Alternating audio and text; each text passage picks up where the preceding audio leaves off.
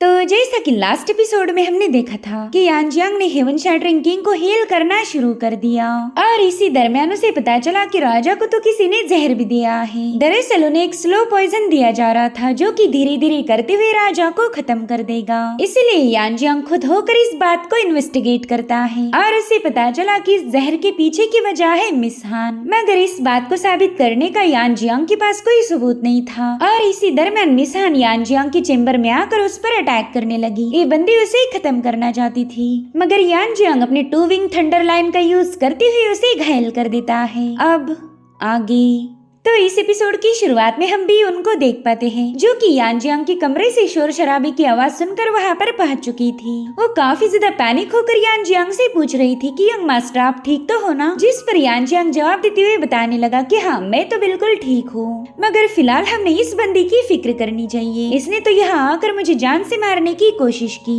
ये तो अच्छा हुआ कि हमें ऑलरेडी इसकी सच्चाई पता थी, वरना तो मैं इसके हाथों धोखा खा जाता। उतने में ही मिस हान उससे कहती है कि यान जियांग तुम्हें शायद अपनी पावर्स पर कुछ ज्यादा ही घमंड है, लेकिन ये ज्यादा दिनों तक नहीं रहेगा। मेरी बात कान खोलकर सुन ले, आज न कल तो मारा जाएगा। जो सुनते साथ ही बियुन ने उस बंदी पर अपनी एनर्जी से अटैक करते हुए उसे बेहोश कर दिया। वहीं पर वो यान जियांग से कह रही थी कि आप हान की टेंशन मत लीजिए, मैं इस गद्दार को खुद ही हैंडल करूंगी। पहला तो इसने हमारे फादर को खत्म करने की कोशिश की और जब इसे अपना प्लान फेल होता हुआ नजर आया तब इसने आपको निशाना बनाया, जिस पर यान जियांग उसे बताता है कि तुम्हारी सिस्टर को किसी ने कंट्रोल किया है, वो खुद होकर ये सब नहीं कर रही। ये सुनकर तो बियुन काफी ज्यादा हैरान हो गई। जिसके बाद यान जियांग अपनी डिवाइन पावर का यूज करते हुए मिस हान को चेक करता है और यहाँ पर उसका अंदाजा पूरी तरह से सही था। वो बियुन को बताता है कि मैंने मिस हान के सी ऑफ कॉन्शियसनेस को चेक किया और वहाँ पर मुझे पपेट पैरासाइट के ट्रेसेस मिले। पपेट पैरासाइट का नाम सुनते ही बियुन तो काफी ज्यादा शॉक हो गई क्योंकि ये चीज उसकी सिस्टर को काफी लंबे अरसे से कंट्रोल कर रही थी। वहीं पर यान जियांग उससे कह रहा था कि आपको घबराने की कोई जरूरत नहीं, मेरे पास भी एक ऐसी मेथड है जिसका यूज करके हम इसे कंट्रोल से बाहर ला सकते हैं। जिसके बाद यान जियांग अपनी सेंटीपीड का यूज करते हुए सीधे मिस हान की कॉन्शियसनेस में पहुंच गया। यहाँ पर यान जियांग ने अपनी डिवाइन पावर का यूज करते हुए कुछ स्पेल कास्ट किए, जिसके बाद वो तुरंत ही मिस हान के माइंड स्पेस से बाहर आ जाता है। वो जिस सेंटीपीड को लेकर मिस हान के माइंड स्पेस में गया था वहाँ मौजूद कंट्रोलिंग पैरासाइट उस सेंटीपीड में आ जाता है, तो यान जियांग ने तुरंत ही उसे क्रश कर दिया। वहीं पर बियुन यान जियांग का शुक्रिया अदा करते हुए कहने लगी कि आप काफी ज्यादा टैलेंटेड हो। हान इस कंट्रोलिंग टेक्निक की वजह से न जाने और किसे तकलीफ पहुंचाती, लेकिन आपकी वजह से अब हम पूरी तरह से सेफ हैं। तो क्यों ना हम हान को लेकर सीधे फादर के पास जाएं, जिसके लिए यान जियांग भी राजी हो गया। और अब अगले सीन में हम देख पाते हैं कि यान जियांग हान को लेकर राजा के चेम्बर में पहुंच चुका है। जब राजा को सच्चाई पता चली तब वो ज्यादा हैरान नहीं थे। वो कहते हैं कि मैं पहले से ही जानता था कि हान को कोई कंट्रोल कर रहा होगा, वरना मेरी बेटी कभी मुझे धोखा नहीं दे सकती। आपने इसे कंट्रोलिंग टेक्निक से आजाद किया, इसके लिए आपका बहुत बहुत शुक्रिया। जिस पर यान जियांग कह रहा था कि आपको बचाना ही मेरा फर्ज है और उसके लिए मैं कुछ भी कर सकता हूँ। खैर मुझे ऐसा लगता है कि अब आपने मिस हान से बात करनी चाहिए, उससे पूछिए कि उसे कंट्रोल करने वाला कौन था, ताकि हम अपने दुश्मन से निपटने के लिए पूरी तरह से तैयार हो जाए। और इतना कहते साथ ही यान जियांग ने अपनी पावर्स का यूज करते हुए मिस हान को होश में लाया। वो बंदी तो यान जियांग और अपने फादर को सामने देखकर काफी ज्यादा पैनिक हो गई। उसे पता चल चुका था कि उसकी सच्चाई अब सबके सामने आ चुकी है, इसीलिए वो अपने फादर से कहने लगी कि प्लीज मेरा यकीन कीजिए, मैंने आप पर जानबूझकर अटैक नहीं किया था। जिस पर राजा कहते कि हाँ मैं जानता हूँ तुम्हें किसी ने यूज किया है, तुम्हारा इस्तेमाल करके कोई मुझे मारना चाहता था, तो मैं उस बंदे का नाम जानना चाहता हूँ। और इस बार मिस हान पूरी तरह से नॉर्मल थी, तो उसने तुरंत ही उस बंदे का नाम रिवील कर दिया। वो कह रही थी कि स्काई किंग आपको मारना चाहता है। स्काई किंग का जिक्र सुनते ही राजा तो काफी ज्यादा शॉक हो गए। अब मिस हान उन्हें अपनी कहानी बताने लगी। वो कह रही थी कि 2 साल पहले मैं जंगल में ट्रेनिंग के लिए गई थी और उसी वक्त स्काई किंग ने अपने ट्रैप में मुझे फंसा लिया। वो चाहता था कि आपको खत्म करने में मैं उसकी मदद करूं, लेकिन इसके लिए मैंने मना कर दिया। तो उस बंदे ने मेरी बॉडी में पपेट पैरासाइट ऐड कर दिया, जिसके चलते मैं ना चाहते हुए भी उसकी गुलाम बन गई। दरअसल स्काई किंग का असली नाम है लिनशान और राजा इस पर अब काफी ज्यादा भड़क गए थे। वो कह रहे थे कि एक सच्चा योद्धा कभी भी ऐसी हरकतें करके अपने ओपोनेंट को नहीं हराता। मुझे तो लगा ही नहीं था कि मुझे खत्म करने के लिए वो बंदा मेरी ही बेटी का यूज करेगा। वहीं पर मिस हान कह रही थी, फादर प्लीज मुझे माफ कर दीजिए, मैं कभी आपको धोखा देना नहीं चाहती थी। उतने में ही राजा उससे पूछने लगे कि बताओ तुम्हारे अलावा यहाँ पर और कौन है जो लिनशान के लिए काम करता। उसने तुम्हारी मदद के लिए यहाँ पर किसी और को भी जरूर रखा होगा। जिस पर मिस हान बताती है कि वो स्काई किंग काफी ज्यादा शातिर है।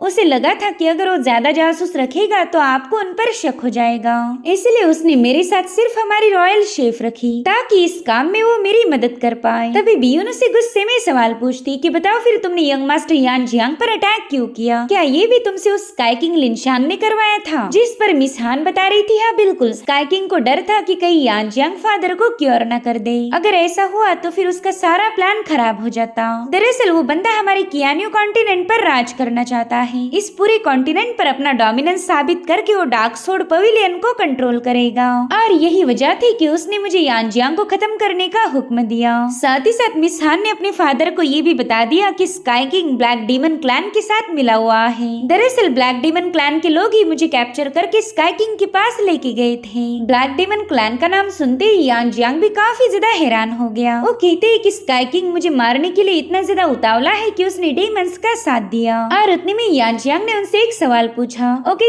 सीनियर, ये जिंगशियान नाम का बंदा क्या स्काई किंग के साथ है? जिस पर राजा बता रहे थे, हाँ बिल्कुल, इस जिंगशियान को 1000 प्रिंस के नाम से भी जाना जाता है। इनफैक्ट तुम इस स्काई किंग का डिसाइपल भी बोल सकते हो। मगर तुम इस प्रिंस जिंगशियान के बारे में क्यों पूछ रहे हो? जिस पर यान जियांग कह रहा था कि ब्लैक डीमन क्लैन का बंदा हमारे पैलेस में घुस गया था, मगर वो डीमन अपने मंसूबों में कामयाब हो पाई इससे पहले मेरे हाथों मारा गया। बाद में जब मैंने इस मैटर को इन्वेस्टिगेट किया तब मुझे पता चला कि वो प्रिंस जिंगशियान के लिए काम करता था। जिस पर किंग कह रहे थे कि आप तो टांग फैमिली के मेंबर हो। मेरे ख्याल से लिंगशान उन सभी लोगों को मारना चाहता है जो ग्रेट फैमिलीज से बिलोंग करते हैं। अगर ग्रेट फैमिलीज के लोग 1 बाय 1 मारे गए तो लिंगशान का डोमिनेंस और भी ज्यादा मजबूत हो जाएगा। फिर तो उसे इस मार्शल वर्ल्ड पर रूल करने से कोई भी रोक नहीं पाएगा। लेकिन बस एक बार मेरी ये इंजुरीज हील हो जाए, फिर तो मैं उस लिंगशान के ख्वाबों को चकनाचूर कर दूंगा। तो यान जियांग उन्हें तसल्ली देते हुए कहने लगा कि बस 6 महीनों के अंदर ही आप पूरी तरह से रिकवर हो जाओगे, इसकी गारंटी मैं लेता हूँ। मुझे पूरा यकीन है कि 6 महीनों के अंदर ही आपकी स्ट्रेंथ पूरी तरह से रिस्टोर हो जाएगी। जिस पर राजा कह रहे थे कि हाँ, मुझे भी आपकी काबिलियत पर पूरा यकीन है। उतने में ही बियून अपने फादर से पूछने लगी कि बताए फिर हान के साथ क्या किया जाए। तो राजा कह रहे थे कि जैसी बियून वैसी ही हान भी मेरी बेटी ही है। उसने जो कुछ भी किया उसमें उसकी कोई गलती नहीं थी, इसलिए मैंने फैसला किया है कि मैं हान को माफ करूंगा। मगर हान ने आप पर भी अटैक किया था, तो अगर इसे कोई पनिशमेंट देनी है तो इसका फैसला आप कीजिए। तो मिस हान पैनिक होकर यान जियांग के सामने अपना सिर झुका देती है। उससे कह रही थी कि प्लीज मेरा यकीन कीजिए, मैं आपको कोई नुकसान पहुंचाना नहीं चाहती थी।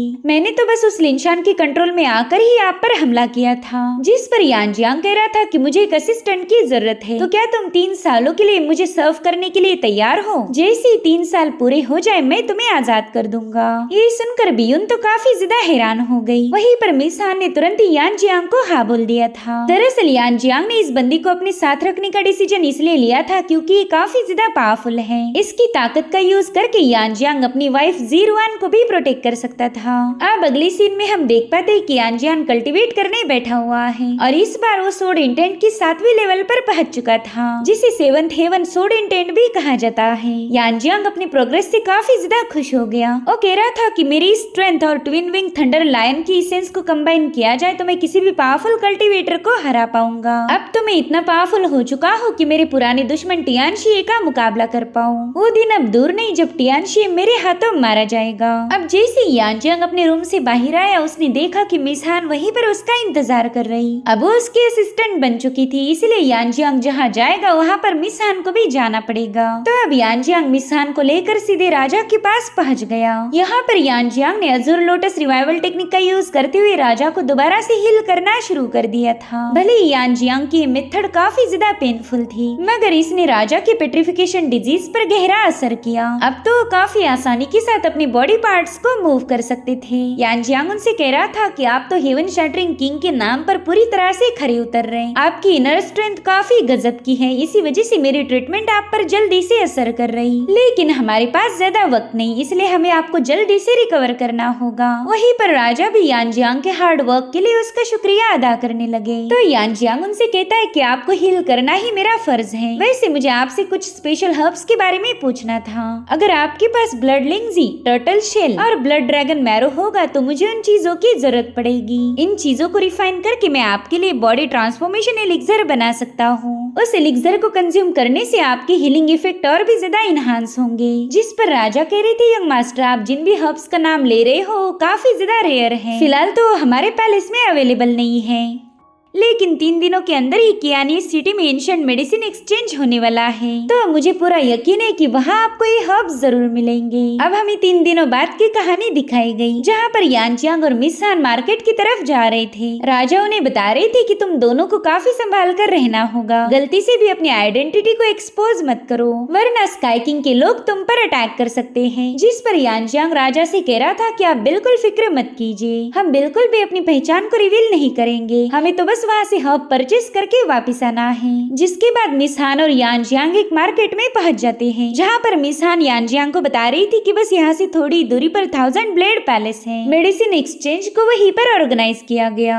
जिस पर यानजियांग कह रहा था कि वहाँ जाने से पहले मैं इस मार्केट को एक्सप्लोर करना चाहता हूँ, अगर वो हर्ब्स हमें यही बाहर मिल गई तो हमारा मसला ही सॉर्ट आउट हो जाएगा। मगर कई सारे शॉप्स पर जाने के बाद भी यानजियांग को खाली हाथ लौटना पड़ा, और उतने में यानजियांग नोटिस करता है कि उसके गले में पहना हुआ सोड इंटेंट ग्लो कर रहा। वो यानजियांग को कुछ बताना चाह रहा था, तो यानजियांग भी इस पेंडेंट की बात समझते हुए उस पूरे इलाके को चेक करने लगा, और यहाँ पर उसे स्पिरिट मैरो नजर आता है, जो कि ट्रांसफॉर्मेशन एलिक्सर बनाने के लिए उसके काम आ सकता था। लेकिन इस स्पिरिट मैरो को और भी कल्टीवेटर्स खरीदना चाहते थे। हालांकि इस स्पिरिट मैरो को खरीदने के लिए चौथे रैंकिंग के आइटम्स की जरूरत थी, जो कि इतनी इजीली किसी के पास अवेलेबल नहीं होते। इसलिए वो कल्टीवेटर्स उस बंदी पर चिल्लाने लगे। वो कह रहे थे कि स्पिरिट मैरो इतना भी स्पेशल नहीं जो तुम इसके नाम पर हमें ठगने लग जाओ। और उतने में ही यानजियांग वहाँ पर पहुँच गया। उस बंदी से कह रहा था कि ये देखो, मेरे पास चौथे रैंकिंग की स्पिरिट पिल है, तो मैं इस पिल को ट्रेड करके उस स्पिरिट मैरो खरीदना चाहता हूँ। जिस पर वो बंदी कह रही थी कि मुझे स्पिरिट पिल को वेरीफाई करना होगा, अगर ये वाकई असली है तो ये स्पिरिट मैरो मैं आपको दे सकती हूँ। तो यानजियांग ने तुरंत ही अपनी स्पिरिट पिल उसके हवाले कर दी। वेल, इस बंदी का नाम था लिन क्यू, और स्पिरिट पिल को अपने हाथों में लेते साथ ही वो समझ गई कि ये पिल तो जेन्युइन है, इसलिए वो बंदी तुरंत ही यानजियांग को अपना स्पिरिट मैरो क्रिस्टल दे देती है। अब इनका ट्रेड तो पूरा हुआ था, लेकिन उनके वहाँ से जाने से पहले ही कियानशान नाम का बंदा वहाँ पर पहुँच जाता है। वो यानजियांग से कह रहा था, लड़के उस क्रिस्टल को वहीं पर रख दे, क्योंकि मैं इसे खरीदना चाहता हूँ। जिस पर यानजियांग कहता है कि इस क्रिस्टल का सौदा तो ऑलरेडी हो चुका, ये क्रिस्टल तो तुम्हारे हाथ से जा चुका है, तो क्यों ना तुम किसी और चीज की तलाश करो। मगर कियानशान काफी ज्यादा घमंडी था। वो कह रहा था कि मुझे जो चीज चाहिए मैं उसे किसी भी कीमत पर हासिल करता हूँ। अगर तुम समझदार हो और अपनी भलाई चाहते हो तो जल्दी से वो क्रिस्टल मेरे हवाले कर दो, वरना बेवजह तुम्हें पनिशमेंट मिलेगी। इनफैक्ट मैं तुम्हें गारंटी देता हूँ कि तुम कल का सूरज नहीं देख पाओगे। मगर यानजियांग अच्छे से जानता था कि ऐसे भौंकने वाले कुत्ते कभी काटते नहीं, इसलिए वो कियानशान को पूरी तरह से इग्नोर करते हुए मिस हान को लेकर वहाँ से निकल पड़ा, जो देखकर वो बंदा काफी ज्यादा भड़क जाता है। इसलिए उसने लिन के ऊपर ही अटैक करके अपना गुस्सा उतार दिया। वो लिन क्यू से कह रहा था कि उस क्रिस्टल को मैं खरीदना चाहता था, तो तेरी इतनी हिम्मत कैसे हुई जो तू उस क्रिस्टल का सौदा करे? शायद तुझे अपनी जिंदगी से जरा भी लगाव नहीं, इसलिए तो तूने मुझे ऑफेंड किया। इधर यानजियांग समझ चुका था कि ये बंदा हद से ज्यादा बदतमीज है, तो इसे सबक सिखाना जरूरी होगा। इसलिए वो मिस हान से कहता है कि जाओ जाकर इस बंदे को इसकी औकात याद दिलाओ। इसे ऐसा लगता है कि ये काफी ज्यादा पावरफुल है, तो मैं चाहता हूँ कि तुम इसकी गलतफहमी को दूर करो। इसलिए मिस हान तुरंत ही उस बंदे पर अटैक करने के लिए रवाना हो गई। मिस हान ने इस बंदे को एक जोरदार झापड़ा लगा दिया था, जिससे उसकी हालत खराब हो गई। उस बंदे से पूछ रही थी कि बताओ तुम्हारी इतनी हिम्मत कैसे हुई कि तुम मेरे यंग मास्टर का अपमान करो? उस क्रिस्टल का सौदा ऑलरेडी हो चुका था, तो तुमने इस बात को एक्सेप्ट कर लेना चाहिए। अब दोबारा से हमारे सामने मत आना, वरना तुम भी कल का सूरज नहीं देख पाओगे। इधर यानजियांग मिस हान से कह रहा था कि अब हमने जल्दी से पवेलियन के लिए निकलना चाहिए, वरना वो रेयर हर्ब्स हमारे हाथ से निकल जाएंगे। और इसी के साथ एपिसोड यहीं पर एंड हो जाता है। Thank you so much for watching. Bye bye, take care.